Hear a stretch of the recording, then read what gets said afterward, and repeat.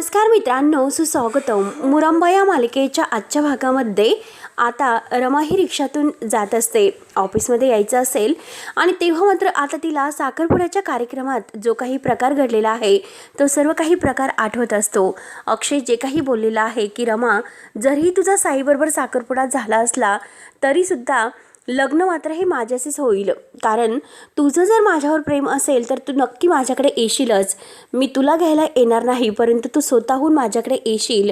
आणि आता इरावती आत्याने जो काही तमाशा केला त्याबद्दलचे सुद्धा सगळे क्षण प्रत्येक आता हुबेहूब रमाला आठवत असतात आणि त्या सगळ्याचा रमा आता विचार करत असते. या सगळ्याचा विचार करून आता रमा स्वतःला म्हणते की आता यांचा आग्रह आणि इरावती आत्यांचा तमाशा बास. आता त्यांच्या मनातून हे सर्व काढणं खूप खरंच आता अगदी योग्य आहे, खूप गरजेचं आहे, नाहीतर त्यांना खरंच खूप त्रास होईल. हे मी नाही बघू शकत. आणि तेवढ्यात मात्र असा विचार करत असताना रमाची रिक्षा बंद पडते. तेव्हा ती त्या ड्रायव्हर काकांना विचारते की काय झाले.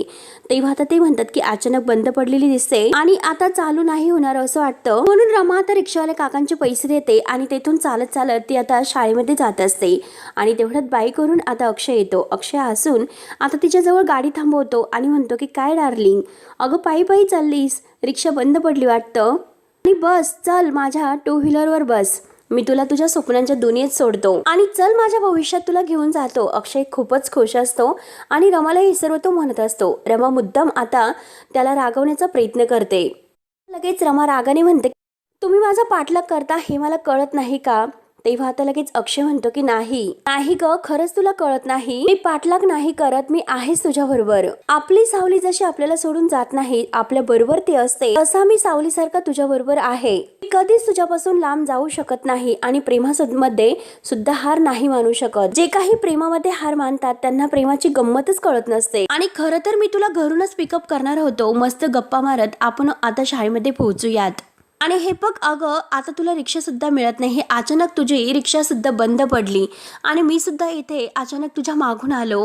हे सगळे काही नशिबाचे संकेत आहे, त्यामुळे आपल्याला एकत्र राहण्यासाठी हे संकेत पुष्कळ काही आहे, त्यामुळे बस, टू व्हीलरवर बस. आणि एकदा मी तुला सांगतो की नशिबाचे जे संकेत आहे तर ते टाळायचे नसतात. तेव्हा रमा आता अक्षयची काही न बोलता कॅब बुक करत असते. तेवढ्यात आता अक्षय पुन्हा बाईक घेऊन तिच्या मागून येतो आणि म्हणतो की डार्लिंग काय करतेस, कॅब बुक करते, येथे कुठेही कॅब वगैरे नाही मिळणार, कॅब मिळणार नाही, रिक्षा सुद्धा मिळणार नाही, नशिबाचा संकेत आहे हा, त्यामुळे चल माझ्या बाईकवर बस. बघ अगं, नशिबाचा खेळ आहे, तुला माझ्याबरोबर प्रवास करता येणार आहे, चल बस बरं. आणि मला सांग बरं, तू कधी प्रेमात हारलेल्या प्रियकराची गाथा ऐकलेली आहेस का.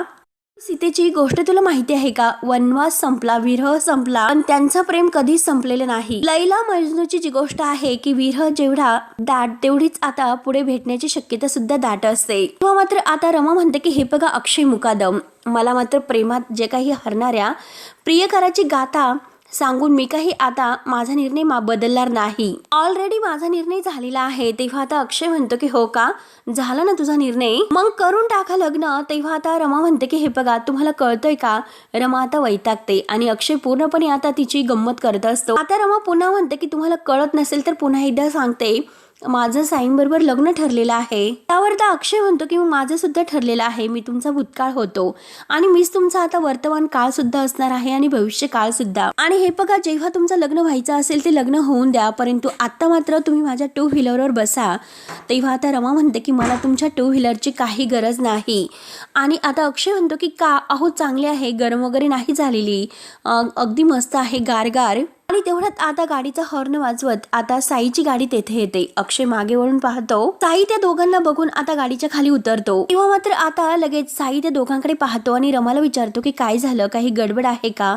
तेव्हा आता रमा म्हणते की आला माझा होणारा नवरा, मला न्यायला आला. तेव्हा लगेच आता अक्षय हसतो आणि म्हणतो की हो हो हो, यांच्याशी तुमचं लग्न होतंय का. म्हणून तो आता लगेच आपला हात पुढे करतो आणि नाईस मीट यू असं म्हणतो. तर साईला आता अक्षयच्या हातामध्ये हात द्यावाच लागतो आणि साईला म्हणतो की चला रेस लावायची का, चला आपण रेस लावूयात, बघू कोण जिंकतंय ते. तेव्हा आता लगेच रमाला राग येतो. रमा म्हणते की तुमच्यासारखा बालिशपणा ते नाही करत, मी अडचणीत असल्यानंतर ते मला मदत करत असतात आणि हे बघा मला तुमच्या मदतीची गरज नाही. तेव्हा मात्र आता अक्षय म्हणतो की हो, मी सुद्धा तुमची वाट नाही बघणार, मी अगदी तुमच्या घरापासून तुमच्या मागे मागेच आहे. तेव्हा मात्र आता लगेच साई आणि रमा काही न बोलता गाडीमध्ये बसतात आता मात्र अक्षय पाहत असतो आणि आता साई हा रमाकडे बघत गाडी चालू करतो आणि तेथून ते निघून जातात.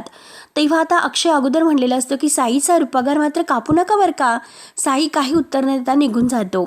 आता अक्षय पुन्हा स्वतःला काही हार मानत नाही. तो म्हणतो पहिला अटेम्प्ट तर फेल झाला, परंतु आता काही हरकत नाही. लग्न होण्यासाठी अजून बराचसा वेळ बाकी आहे, त्यामुळे हा जो काही वेळ असेल तो मी नाही वाया जाऊन देणार. शेवटी रमा हे फक्त तू माझी आहे आणि माझीच राहशील. त्यानंतर आता इकडे इरावती सकाळी सकाळी कॉफी वगैरे घेत असते आणि तेवढ्यात तिला संध्याचा फोन येतो. इरावती तो फोन बघून खूपच खुश होते आणि फोन उचलून म्हणते की अरे वा, गुड मॉर्निंग संध्या मॅडम. काल मात्र हुशारी करून तू वेळेमध्ये मला बोलून घेतलंस आणि एवढा मोठा तमाशा तेथे झाला. खरंच वा वा वा. संध्या आणि इरावती यांच्या आता प्लॅन सुरू असतात. तेव्हा आता इरावती म्हणते की हे फक्त त्या पोरीने तर ठरून टाकलं. आता मात्र अक्षयचं मन दुखवायचं, पण तरी सुद्धा आता ह्या रमावर विश्वास नाही ठेवू शकत. आता इरावती म्हणते की काल झालेल्या सर्व प्रकरणामुळे तुझी पोरगी ती सून हिरमुसली असेल.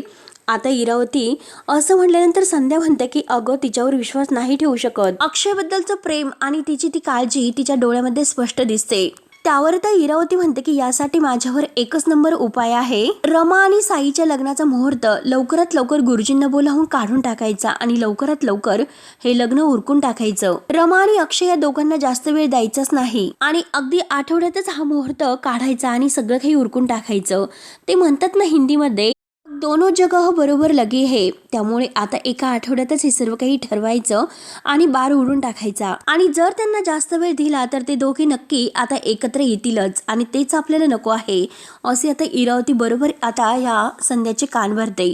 संध्या म्हणते की हो, आता मात्र तुम्ही बघतच राहा की आत्ता गुरुजींना बोलावते आणि याच महिन्यातील मुहूर्त मी लगेच काढून टाकते. ते ऐकून आता इरावती खुश होते आणि गुड असं म्हणते. त्यानंतर संध्या फोन ठेवते. इरावती आता तिला असं वाटतं की फोन कट झालेला नाही, चहा घेणार का असं विचारते, परंतु फोन मात्र कट झालेला असतो म्हणून स्वतःची हसते. त्यानंतर आता रमा आणि साई आता गाडीतून येत असतात. आता साई रमाला विचारतो की रमा, त्यावर लगेच आता रमा म्हणते की हे बघा साई, मी हे अक्षयला जाळवण्यासाठी नाही केलं, पण त्यांच्या मनातील माझ्याविषयीचे विचार आहे तर ते काढण्यासाठी हे सर्व मी केलेले आहे. त्यावर ते हे ऐकून साई म्हणतो की तुम्ही अजून सुद्धा त्याचा विचार करतात, मग याचा अर्थ तो तुम्हाला अजून सुद्धा महत्वाचा आहे. आणि हे बघा रमा, मी तुम्हाला पुन्हा तेच सांगत आहे, अहो हे सगळं करण्याची काहीच गरज नाही. तुमच्या मनामध्ये नक्की काय आहे ते मला कळतं, पण ते तुम्ही मला सांगत नाहीत. त्यामुळे हे बघा, जे काही आहे ते स्पष्टपणे मला सांगून टाका. मी स्वतः तुमचं लग्न हे अक्षयशी लावून देईन, प्लीज माझं ऐका. आणि हे बघा रमा, तुम्हाला जर माझ्या माईची किंवा अण्णासाहेब यांची काळजी वाटत असेल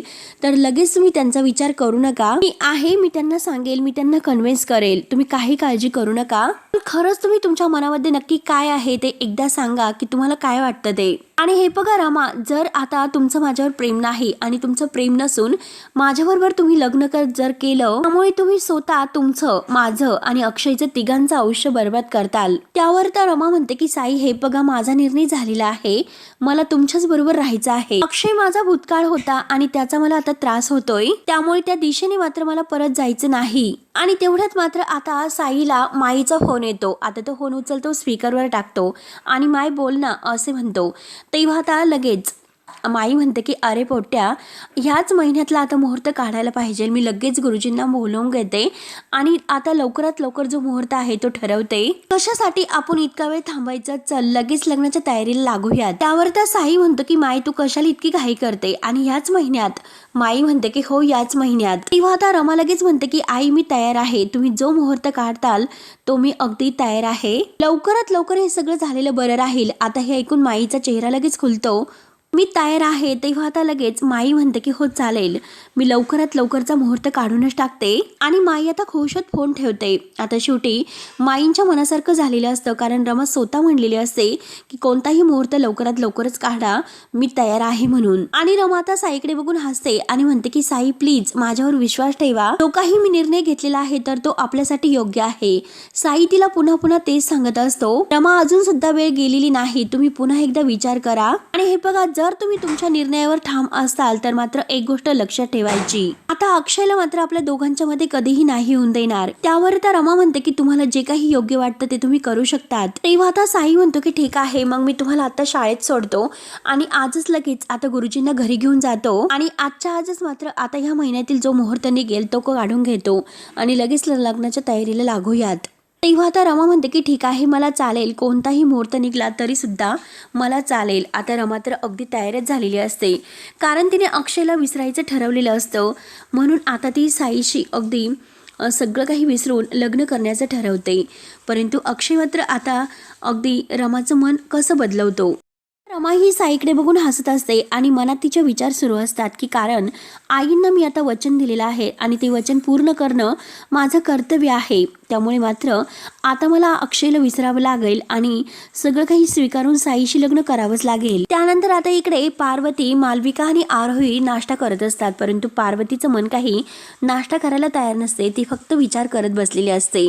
आरोही सुद्धा आता एक घास अगदी हळूहळू खात असते आणि तेवढ्यात आता मालविका म्हणते की पार्वती मॅडम, हे बघा तुम्ही प्लीज नाश्ता करून घ्या आणि आता जो काही राग आहे, जे काही टेन्शन आहे ते टेन्शन घेऊ नका, कारण हे बघा आता अगदी पोटामध्ये भूक असल्यानंतर आता विचार केल्यानंतर फक्त आणि फक्त मनाला त्रासच होतो, त्यामुळे हे बघा तुम्ही टेन्शन घेऊ नका, नाश्ता करून घ्या। अक्षयने जे काही ठरवलेलं असेल तर ते योग्य असेल, नक्की त्याच्या मनामध्ये काहीतरी असेल म्हणूनच तो तुम्हाला टेन्शन घेऊ नका असे म्हणतोय, त्यामुळे प्लीज तुम्ही नाश्ता करून घ्या। आणि तेवढ्यात तेथे इरावती येते। पार्वती आता अगदी शांत असते, इरावती मात्र आता आणि लगेच आता पार्वतीकडे बघत म्हणते की आजचा ताजा मसाला म्हणजे पेपर दाखवते आणि आजच्या प्रत्येक पेपरच्या पानावर पहिल्या खूपच बातम्या आहेत की रामा आणि साई या दोघांचा साखरपुडा संपन्न झालेला आहे। लवकरच मात्र बिझनेस वुमन रमा कर्णिक, साई हे दोघंही लग्नबंधनात अडकणार आहेत वगैरे वगैरे। आणि बघ ना आई, अगं जरा बघ पेपरमध्ये रमाचा फोटो बघ, त्यावर रमाचा चेहरा बघ कसा अगदी ओसंडून तिचा आनंद वाहतोय, जणू आयुष्यभर तिला हेच हवं होतं। आता इरावतीचं हे बोलणं ऐकून पार्वती आजीला राग येतो। पार्वती आजी म्हणते की हे बघ इरावती, तरी दुसऱ्याच्या दुःखावर मीठ न चोळता अगदी काहीतरी बरं असं बोलत जा। अगं माणुसकी तर तू विसरलीच आहे, पण निदान माणसासारखं वागायला शिक आणि जर तुला काही जमत नसेल तर गप्प राहायला शिक। तेव्हा आता इरावती लगेच म्हणते की मी काय खोटं बोलते आणि स्पष्ट बोलणाऱ्याला नेहमीच अगदी शिक्षा ही होतच असते आणि ते तुम्हाला पचत सुद्धा नसतं, त्यामुळे तुम्हाला पचवायचं नाही, तुम्हाला ते स्वीकारायचं नाही, हा तुमचा प्रॉब्लेम आहे, माझा प्रॉब्लेम नाही। साखरपुडा पार पडला, गुरुजी सुद्धा घरी आलेत आणि लग्नाचा मुहूर्त सुद्धा लवकरात लवकर निघतोय, लवकरच त्यांचं लग्न सुद्धा होईल आणि रमा अक्षय या दोघांना एकत्र आणण्याचं जे तुमचं स्वप्न आहे ना तर ते हवेमध्ये उडून जाईल, बाकी काही नाही। आता आरोहीला खूप हे ऐकून टेन्शन येत असतं, तिला आता आपल्या आई आणि बाबांची काळजी वाटते। त्यावर आता आरोही लगेच हे सर्व ऐकून म्हणते की असं नाही होणार, होणार तर आई आणि बाबांचंच लग्न होणार, म्हणून आरोही आता अगदी रडत असते। तर आता आजी म्हणते की आरोही रडू नको बाळा, देवाचं लक्ष आहे आपल्याकडे। तेव्हा आता लगेच मालविका इरावतीकडे पाहत असते, तर इरावती आरोहीला जवळ घेते आणि म्हणते की बाळा तुला वाईट वाटतं हे मान्य आहे, ते काही होणार आहे ते स्पष्ट आपल्या समोर दिसतंय, त्यामुळे तुझा बाप्पा सुद्धा काहीच करू शकत नाही। तेव्हा पार्वती आजी मात्र रागाने तो पेपर बाजूला ठेवते। आता इरावती आता आरोहीला म्हणते की कारण ही रिअलिटी आहे आणि कितीही आता कोणाच्या मनात जरी असलं तरी रमा आणि अक्षय या दोघांचं लग्न नाही होणार, अगदी देवाच्या मनात जरी असलं ना तरी सुद्धा हे लग्न नाही होऊ शकत। त्यावर त्या लगेच आरोही म्हणते की होणार, नक्की होणार, बघत राहा तू। तेव्हा आता इरावती आरोहीला जवळ घेते आणि म्हणते की कसं होणार बाळा, अगं तुला तर माहितीच आहे तुझ्या आईने मात्र बाबाला मारण्यासाठी गुंड पाठवले होते, अगं खूप मारलं बाबाला तिने, अगदी जीव घ्यायचा बाकी होता। आता इरावती पार्वती आजीकडे पाहत असते आणि आरोहीच्या मनात हे सर्व घालण्याचा प्रयत्न करत असते आणि म्हणते की अगं पण नाही घेतला, कारण मी तिथे होते ना, म्हणून तुझा बाबा वाचला, मी त्याच्या सोबत होते म्हणून। आणि हे बघ प्रत्येक वेळेस मात्र मी तुझ्या बाबासोबत नसणार आहे आणि जर तुझ्या आईला बाबाला मारायचंच असेल, त्याला त्रास द्यायचा असेल, तू सांग की अशा बाईशी बाबा लग्न तरी कसं करणार। आणि हे बघ अगं ज्या बाईच्या मनामध्ये तुझ्या बाबाविषयी इतका राग आहे की रमा तरी तुझ्या बाबाशी लग्न करेल का, नाही ना, त्यामुळे हे बघ आरोही अगं रमा आणि अक्षय या दोघांचं लग्न नाही होणार। पार्वती आजीला आता इरावतीचा खूप राग येत असतो, कारण इतक्याच्या छोट्या आरोहीच्या मनात सुद्धा किती आता विष पेरवण्याचा प्रयत्न इरावती करत असते। आणि आता मालविकाकडे बघत आता म्हणते की हे खा बरं, चल एक घास बाबाचा आणि एक घास आजीचा आणि एक घास इरा आजीचा, शाब्बास असे बोलून आता इरावती खूप खुश होत हसत असते. त्यानंतर आता इकडे रमा ही आता आपल्या शाळेमध्ये येते. तेव्हा आता सगळा स्टाफ आहे शाळेतील रमाच्या अंगावर अगदी फुलांच्या पाकळ्याचा वर्षाव करत असतात. रमा ही सगळं पाहते आणि हसत असते.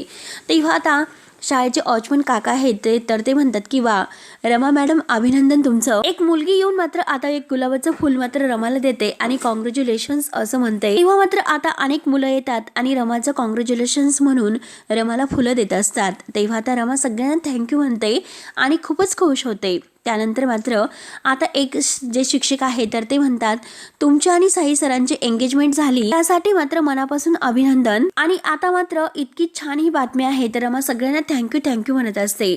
आणि तेवढ्यात मात्र आता एक गाणं जे लावलेलं आहे तर ते रमाच्या कानावर ऐकायला येतं. तेव्हा रमा विचारते की हे गाणं कोणी लावलेलं आहे, हे तर माझं आवडतं गाणं आहे. ही जी काही चाफ्याची फुलं मला दिलेली आहेत ना ती सुद्धा फुलं माझीच आवडती फुलं आहेत. तुम्हाला माहिती होतं का माझ्या आवडीबद्दल, आणि मी तर हे कुणाला आतापर्यंत सांगितलेलं नाही. तेव्हा आता अक्षय समोरून येतो आणि अक्षय म्हणतो की कारण मला हे सर्व माहिती आहे तुम्हाला काय आवडतं काय नाही, कारण मॅडम तुम्हीच मला खूप आवडतात. तेव्हा आता रमा मुद्दाम रागाने अक्षयकडे पाहत असते तर अक्षय पुढे येतो आणि म्हणतो की मला म्हणजे सगळ्या शाळेतील मुलांना स्टाफला सगळ्यांना तुम्ही खूप खूप आवडतात. आणि अक्षय सगळ्यांना विचारतो की हो की नाही. तेव्हा आता सगळ्यांना हो असं म्हणतात.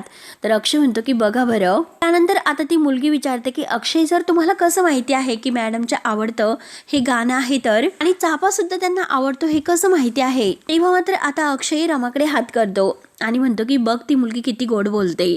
आणि लगेच आता तो म्हणायला जातो की ह्या माझ्या पुन्हा आता अगदी थांबतो आणि म्हणतो की ह्या माझ्या बॉस आहेत, त्यांना काय नको हे सगळं काही मला कळते. आणि सगळ्यांचे फेवरेट ते टीचर आहे, त्यामुळे सगळ्यांचे फेवरेट टीचर असणाऱ्या आपल्या बॉस बद्दल आणि आपल्या टीचर बद्दल सगळं काही आपल्याला माहिती असायला हवं. त्यांना काय आवडतं हे सुद्धा तुम्हाला माहिती असलं पाहिजे आणि तुम्ही सगळ्यांनी ते लक्षात ठेवा.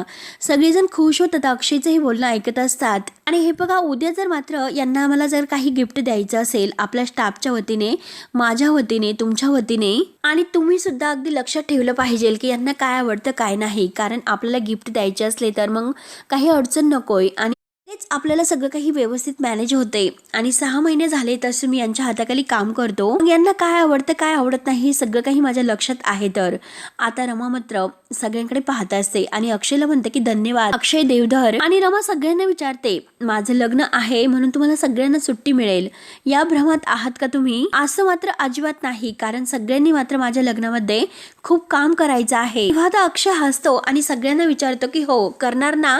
तेव्हा सगळेजण म्हणतात की हो करणार. तेव्हा आता अक्षय म्हणतो की हो सगळेच करणार, कारण कसं आहे की आपलं लग्न आहे त्यामुळे काम तर सगळेजण करणारच. तेव्हा आता सगळेजण अक्षय आणि रमाकडे पाहत असतात आणि रमा रागाने अक्षयकडे. तेव्हा आता अक्षय पुन्हा विषय बदलतो आणि म्हणतो की आपल्या घरचं लग्न आहे त्यामुळे काम तर करावंच लागेल आणि सगळे काही काम करणार. तेव्हा आता रमा अक्षयकडे पाहत असते आणि तेथील आता स्टाफ मधील एक मॅडम विचारते की मॅडम अहो कधीचा मुहूर्त काढलेला आहे, आम्हाला तयारी करायची आहे हो. आणि दुसऱ्या मॅडम सुद्धा विचारतात की तुमच्या लग्नाची खरंच खूप उत्सुकता आहे, सांगा ना मुहूर्त कधीचा काढलेला आहे. तेव्हा आता रमा हसून म्हणते की हो गुरुजी आज घरी आलेले आहेत, मग आज कळेल की मुहूर्त कधीचा आहे तो. अगदी आठवड्यावर सुद्धा अगदी हा मुहूर्त असू शकतो, आठवड्यात, असे ती आता अक्षयकडे पाहत म्हणत असते. तेव्हा आता अक्षयचा चेहरा लगेच पडतो. तेव्हा रमा अगदी हसून विचारते काय झालं तुमचा चेहरा असा का पडला, आणि येत्या आठवड्याभरात आपल्याला सर्व तयारी करायची आहे, मग करणार नाही का. तेव्हा आता अक्षय पुन्हा हसतो आणि सगळ्यांना म्हणतो की करूयात. रमा म्हणते की आत्ताच फोन येईलच आणि कळेलच की मुहूर्त कधीचा निघालेला आहे तो, आणि चला आता सगळ्यांनी कामाला लागा. म्हणून आता सगळेजण निघून जातात. तर रमा आता अक्षयला म्हणते की थँक्यू, खरंच छान सरप्राईज दिलं. आणि अक्षय मात्र रमाकडे बघून खुशून हसतो. तेव्हा रमा रागानेच आता तिथून आपल्या ऑफिसमध्ये निघून जाते. तेव्हा आता अक्षय हसत असतो आणि आता रमाकडे तो पाहत असतो. त्यानंतर मात्र आता पार्वती आजी इरावतीचा हात धरते आणि रागाने तिला बाहेर घेऊन येते. इरावती आता म्हणते की चल माझ्यासोबत. इरावती आता ओरडत असते की काय ग कुठे घेऊन निघालीस मला. पार्वती आजी काही सांगत नाही आणि चल मुकाट्याने असे म्हणत असते. आणि आता ते आता विचारते की अगं इरावती तू तर आता आरोहीला विचारत होती की तुझ्या आई बाबांना कोण एकत्र आणणार म्हणून. तेव्हा आता गणपती बाप्पांच्या समोर इरावतीला घेऊन येते. इरावती म्हणते की अगं कोण आणणार. तेव्हा आता पार्वती आजी म्हणते की हा गणपती बाप्पा आणणार आहे. तेव्हा आता आता या आरोही तेथे हात जोडून उभी असते आणि आपल्या आईबाबांना एकत्र येण्यासाठी, त्यांचं लग्न होण्यासाठी देवाकडे ती प्रार्थना करत असते. आता तिचे डोळे बंद असतात. एका लहान मुलीची प्रार्थना आणि तिची मागणी ऐकून अशक्य जे काही आहे ती गोष्ट सुद्धा आता हा देव पूर्ण करणार आहे, हा गणपती बाप्पा. इरावतीला आता खूप हसू येत असतं. अगदी तोंड दाबू ती हसत असते आणि तेवढ्यात आरोही म्हणते की देव बाप्पा तुम्हाला प्रॉमिस दे की तू आई आणि बाबांना एकत्र आणशील म्हणून. आई आणि साई काका या दोघांचं लग्न पुढे ढकलणार. आता हे सर्व ऐकून पार्वती आजी आणि मालविका यांना हसू येत असतं. तर आता पार्वती आजी म्हणते की लहान मुलीच्या हाकेला मात्र देव बाप्पा धावून येतच असतो. आता तू बघतच राहशील की तिची जी काही शक्ती आहे देवबाप्पाची, आता ह्या मुलीची जी काही आता प्रार्थना आहे ती पूर्ण करण्यासाठी सगळी काही अगदी एकत्र येईल. जे काही आहे त्या मुलीची प्रार्थना देवाला ऐकावीच लागेल. तेव्हा मात्र आता लगेच आरोही प्रार्थना करतच असते आणि मालविका आणि इरावती हसत असतात. तर मित्रांनो, शेवटी हा भाग येथे संपतो. पुढील भागामध्ये आता गुरुजी मात्र मुहूर्त काढण्यासाठी येतात. अण्णा, साई आणि माई तेथेच असतात. तेव्हा मात्र आता आरोही इकडे देवाला प्रार्थना करत असते की देवबाप्पा तू काहीतरी कर, आणि तिकडे गुरुजी मात्र आता मुहूर्त काढत असतात. तेव्हा मात्र आता लगेच आरोहीची प्रार्थना सुरूच असते. तर आता इरावती लगेच फोन लावते आणि संध्याला म्हणते की बोला वरमाई, निघाला का मुहूर्त? परंतु आता मुहूर्त नक्की काय निघाला हे मात्र आता कळाल्यानंतर इरावतीला धक्का बसतो. त्यानंतर आता इकडे अक्षय रमाच्या कॅबिनमध्ये येतो आणि विचारतो तुम्ही कधीच माझ्यावर प्रेम केलं नाही का? रमा नाही असं म्हणते. आता मात्र तो एक फोटो समोर ठेवतो अक्षयचा आणि म्हणतो की हा माझा फोटो आहे, तो जाळून टाका, तुम्ही माझ्यावर प्रेम नाही ना केलं आणि मला कायमचं विसरून जा. तेव्हा आता रमा मात्र जे काही आहे ते पेटवण्यासाठी आता अगदी खरंच तो फोटो पेटवायला लागते. लायटर ऑन करते आणि आता मात्र ती त्या फोटोजवळ धरते. अक्षय पाहतच असतो. तेव्हा आता रमा मात्र हा फोटो जाळेल का हे पाहण्यासाठी आपल्या चॅनलला नक्की सबस्क्राईब करत राहा. धन्यवाद.